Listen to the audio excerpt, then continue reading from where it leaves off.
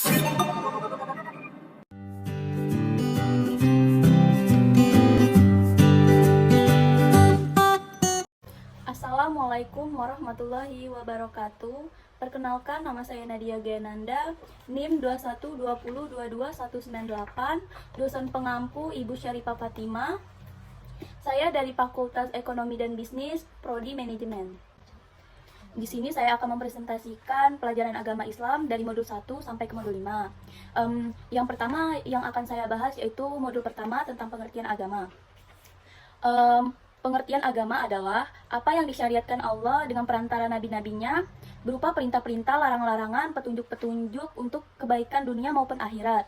Yang kedua ada macam-macam agama. Yang pertama adalah agama Syamawi. Agama Syamawi yaitu bersumber dari Allah Subhanahu wa Ta'ala yang disampaikan kepada umat manusia melalui para rasulnya sejak Nabi Adam alaihissalam sampai Nabi terakhir Nabi Muhammad SAW, yang disebut agama Islam. Yang kedua, agama ardi atau agama bumi ialah agama yang berasal dari bumi atau agama budaya hasil karya manusia, yaitu selain agama Islam. Yang ketiga adalah ciri khusus agama Islam. Yang pertama adalah agama Allah. Yang kedua mencakup aspek kehidupan. Yang selanjutnya adalah sumber-sumber hukum Islam. Sumber hukum Islam yang disepakati ulama tersebut yaitu Al-Quran, As-Sunnah, Ijma, Qiyas. Dan selanjutnya adalah pengertian Al-Quran. Al-Quran adalah firman Allah yang bersifat atau berfungsi mukjizat yang diturunkan kepada Nabi Muhammad SAW yang tertulis dalam mushaf-mushaf, diriwayatkan secara mutawatir dan membacanya dipandang ibadah. Fungsi dan peranan Al-Quran. Saya sebutkan fungsi dan peranan Al-Quran. Yang pertama, sebagai wahyu Allah. Yang kedua, sebagai mukjizat. Yang ketiga, sebagai pedoman hidup. Yang keempat, sebagai korektor dan penyempurna kitab-kitab terdahulu.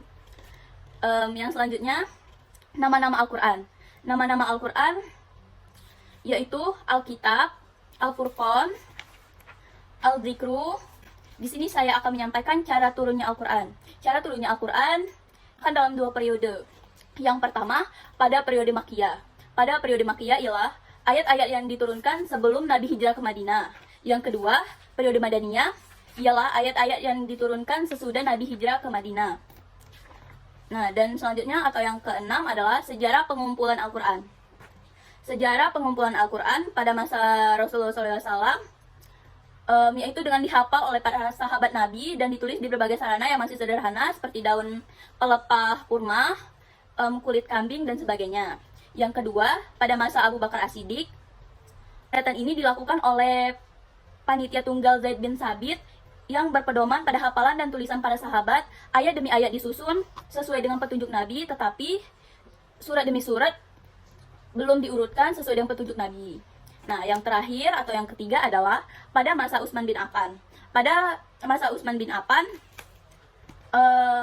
disalin di beberapa kopi dan dikirimkan ke pusat-pusat pemerintahan umat Islam waktu itu. Kemudian naskah Al-Quran dikirimkan ke Mekah, Suriah, Kupah, Busrah, Yaman, dan Bahrain.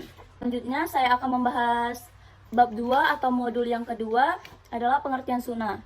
Pertama, pengertian sunnah.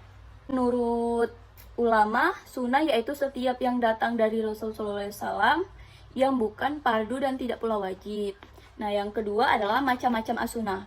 Yang pertama qauli, yaitu sunnah berupa perkataan Nabi SAW.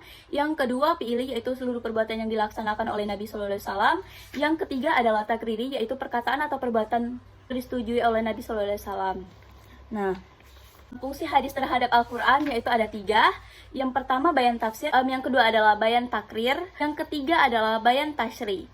Yang selanjutnya pengertian istihad, yaitu berarti bersungguh-sungguh. Pengertian istisan yaitu mengembalikan sesuatu kepada yang baik. Pengertian istisab yaitu meniadakan yang tidak ada. Selanjutnya adalah bab ketiga atau modul ketiga yaitu pengertian akidah. Secara istilah, akidah ialah sejumlah kebenaran yang dapat diterima secara umum oleh manusia berdasarkan fitrah. Ruang lingkup pembahasan akidah yang pertama adalah ilahiyah, nubuwah, ruhaniyah, dan sam'iyah. Yang selanjutnya adalah tauhid. Pengertian tauhid adalah meyakini keesaan Allah dalam rububiyah, ikhlas beribadah kepadanya, serta menetapkan nama-namanya dan sifatnya. Dengan kata lain, tauhid ada 3 macam, yaitu tauhid rububiyah, yang kedua adalah tauhid uluhiyah, dan yang ketiga adalah asma wa sifat. Dan rukun iman, yang pertama adalah rukun iman kepada Allah, rukun iman kepada malaikat, rukun iman kepada kitab, rukun iman kepada rasul, rukun iman kepada hari akhir, dan yang terakhir adalah rukun iman kepada takdir atau qada dan qadar. Selanjutnya adalah modul keempat atau bab keempat, mencintai Allah melebihi dari segalanya. Setiap orang pasti memiliki cinta dan dia pasti akan merasa bahagia taat kala mencintai dan dicintai. Diberikan perhatian seperti ketika orang tuamu yang selalu mencintaimu semenjak engkau masih berada di dalam kandungan, bahkan jauh sebelum engkau menjadi embrio dalam rahim ibumu. Setelah engkau lahir, maka orang tua merawatmu dengan baik dan memberikan kasih sayang yang tak terhingga. Aplikasi tauhid dan pengaman 2 kalimat syahadat dalam kehidupan sehari-hari diantaranya adalah mencintai Allah melebihi dari segalanya.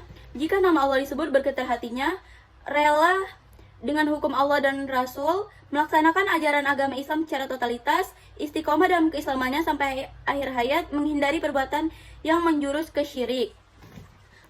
Yang terakhir adalah atau modul kelima, hal-hal yang membatalkan kalimat syahadat.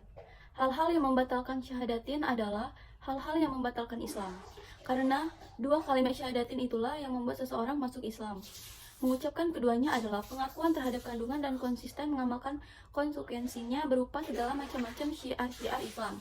Jika dia menyalahi ketentuan ini, berarti ia telah membatalkan perjanjian yang telah diikrarkannya ketika mengucapkan 2 kalimat syahadat tersebut.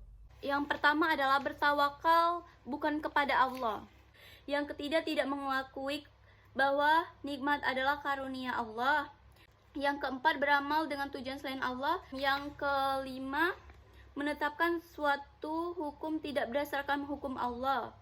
Yang keenam, memperolok-olok Al-Quran dan As-Sunnah. Yang ketujuh, menghalalkan yang haram dan mengharamkan yang halal. Yang kedelapan, tidak mengimani Al-Quran secara utuh. Yang kesembilan, mengangkat orang kafir sebagai pemimpin. Yang kesepuluh, suka menyekutukan Allah. Yang ke-11, mengingkari asma-asma Allah. Yang ke-12, beribadah bukan karena Allah. Itulah penyampaian dan penjelasan dari saya. Mohon maaf kalau ada keliruan perkataan atau sejenisnya. Saya akhiri. Wassalamualaikum warahmatullahi wabarakatuh.